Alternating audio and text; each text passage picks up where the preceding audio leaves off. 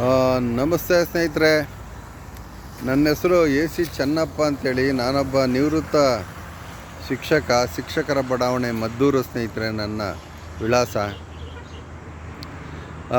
ನಾನು ಒಬ್ಬ YouTube channel Chennappa AC ಅಂತ ಒಂದು ಯೂಟ್ಯೂಬ್ ಚಾನಲ್ನಲ್ಲಿ ಕೆಲವಾರು ವಿಡಿಯೋಗಳನ್ನು ಮಾಡಿದ್ದೀನಿ ಸ್ನೇಹಿತರೆ. ಒಂದು ಸೋಷಿಯಲ್ ವರ್ಕ್, ಸಮಾಜ ಸೇವೆ ಮಾಡಬೇಕು ಅಂತೇಳಿ ಒಂದಷ್ಟು ಕೆರೆಗಳಿಗೆ ನೀರು ತುಂಬಿಸೋ ಕೆಲಸ ಮಾಡಿದ್ದೀನಿ. ಎಲ್ಲಿ ರುದ್ರಾಕ್ಷಿಪುರ ಅಂತ, ಇಲ್ಲಿ ಮದ್ದೂರಿನ ಬಳಿ ರುದ್ರಾಕ್ಷಿಪುರ ಹಾಗೂ ತೈಲೂರು, ಇದು ನಾನು ನಿಂತಿರುವ ಜಾಗ ತೈಲೂರು ಸ್ನೇಹಿತರೆ. ತೈಲೂರಿನ ಕೆರೆ ನೋಡಿ, ಕೆರೆ ಒಳಗಡೆ ನೀರಿಲ್ಲ ಸ್ನೇಹಿತರೆ. ಒಂದು ಲಿಫ್ಟ್ ಇರಿಗೇಷನ್ ಇದೆ ಕೋಡಹಳ್ಳಿಯ ಬಳಿ. ಒಂದು ಲಿಫ್ಟ್ ಇರಿಗೇಷನ್ನು 8-9 ಕೋಟಿ ಖರ್ಚು ಮಾಡಿ 2019ರಲ್ಲಿ ಅಲ್ಲಿ ಲಿಫ್ಟ್ ಇರಿಗೇಷನ್ ಮಾಡಿದ್ದಾರೆ. ಒಳ್ಳೆ ಸುಸಜ್ಜಿತವಾಗಿದೆ, 24 ಗಂಟೆ ಕರೆಂಟು ಸಪ್ಲೈ ಎಲ್ಲ ಇದೆ. ಆದರೆ ಅದನ್ನು ಓಡಿಸುವಂಥ ವ್ಯಕ್ತಿ ಅವನು ಇಲ್ಲದೇ, ನೀರು ಹೊಳೆಯಲ್ಲಿ ಸ್ವಲ್ಪ ನೀರು ಇದೆ, ಬೇಕಿದ್ರೆ ಆನ್ ಮಾಡಿ ಬೇಕಾದ್ರೆ ತುಂಬ ಹಾಕ್ಬೋದು, ಕೆರೆ ತುಂಬೋದು. ಆದರೆ ಅನ್ಯಾಯವಾಗಿ ಆ ಕೆಲಸ ನಡೀತಾ ಇಲ್ಲ.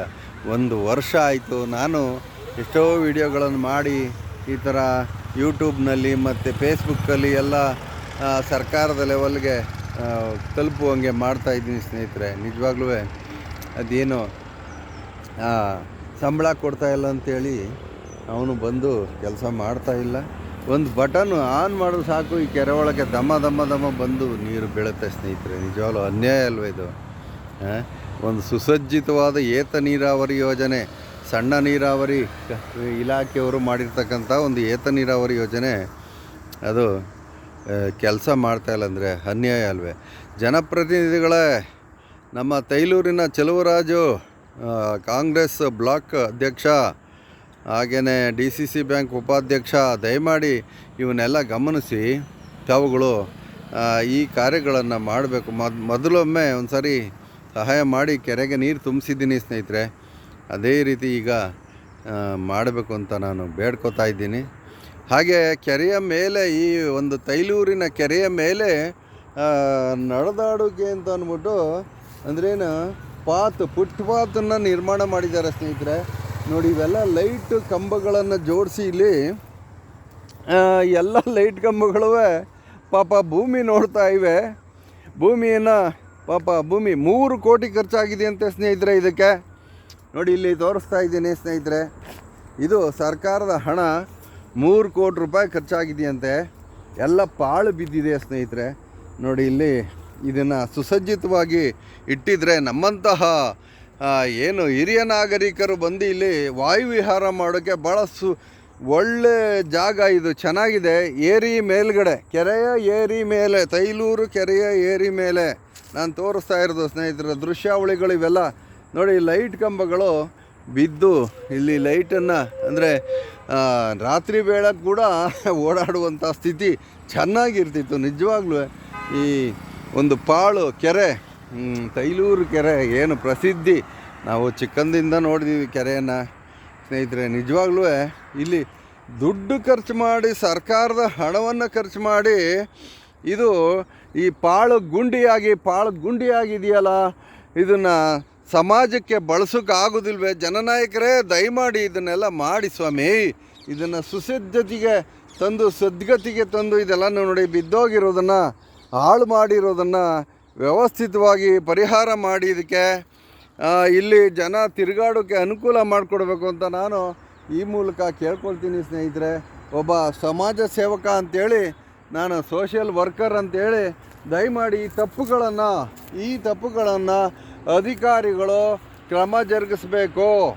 ನೀವು ಏನು ಮಾಡಿದ್ದೀರಿ ಇದನ್ನು ವ್ಯವಸ್ಥಿತವಾಗಿ ಭಾಳ ಚೆನ್ನಾಗಿ ಅಚ್ಚುಕಟ್ಟಾಗಿದೆ ಸ್ನೇಹಿತರೆ. ಕೆರೆಗೆ ನೀರನ್ನು ತುಂಬಿಸ್ಬೋದು.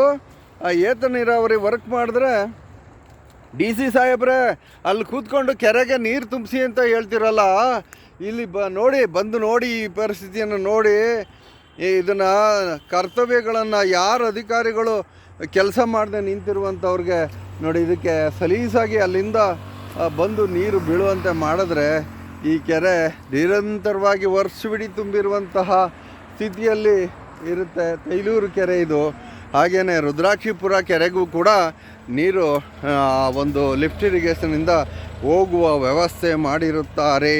ಇದು ಸತ್ಯ, ನಾನು ಸುಳ್ಳು ಹೇಳ್ತಾ ಇಲ್ಲ.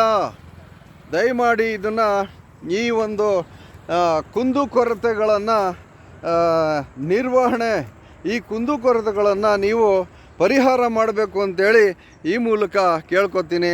ನಾನು ಹಲವಾರು ಸಾರಿ ಪ್ರಜಾವಾಣಿಗೆ ಕುಂದುಕೊರತೆ ವಿಭಾಗಕ್ಕೆ ಭಾಳಷ್ಟು ಸಲ ಬರಹಗಳನ್ನು ಕಳಿಸಿದ್ದೀನಿ. ಒಂದಷ್ಟು 30 ವರ್ಷಗಳಿಂದ ನಾನು ಕೂಡ ಒಂದು ಏನು ಸಣ್ಣ ಲೇಖನಗಳನ್ನು ಪತ್ರಿಕೆಗೆ ಬರಿತಾ ಇರ್ತೀನಿ. ಸ್ನೇಹಿತರೆ, ದಯಮಾಡಿ ಇದರಿಂದ ಜನ ಉಪಯೋಗಿ ಆಗಬೇಕಷ್ಟೇ, ಜನಕ್ಕೆ ಉಪಯೋಗ ಆಗಲಿ ಅನ್ನೋ ದೃಷ್ಟಿಯಿಂದ ನಾನು ಈ ರೀತಿ ಹೇಳ್ತಾ ಇದ್ದೀನಿ. ನನಗೆ ಯಾರ ಮೇಲೂ ಏನು ವೈಷಮ್ಯ ಯಾವುದೂ ಇರೋದಿಲ್ಲ.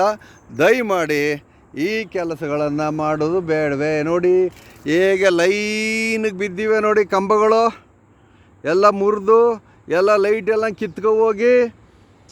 ಇದು 2 ಕಿಲೋಮೀಟ್ರು ಬಹುಶಃ ಊರವರೆಗೆ, ತೈಲೂರವರೆಗೆ ಈ ಥರ ಸುಸಜ್ಜಿತವಾಗಿ ಮಾಡಿರುವಂತಹ ಒಂದು ವ್ಯವಸ್ಥೆ ಅನ್ಯಾಯವಾಗಿ ಸರ್ಕಾರದ ಹಣ, ತೆರಿಗೆ ಹಣ, ನಾವು ಕಟ್ಟಿರುವ ತೆರಿಗೆ ಹಣ ಈ ಥರ ಒಬ್ಬ ಕಾಂಟ್ರಾಕ್ಟ್ರು ಲೂಟಿ ಮಾಡ್ಕೊಂಡು ಹೋಗಿದ್ದಾನೆ.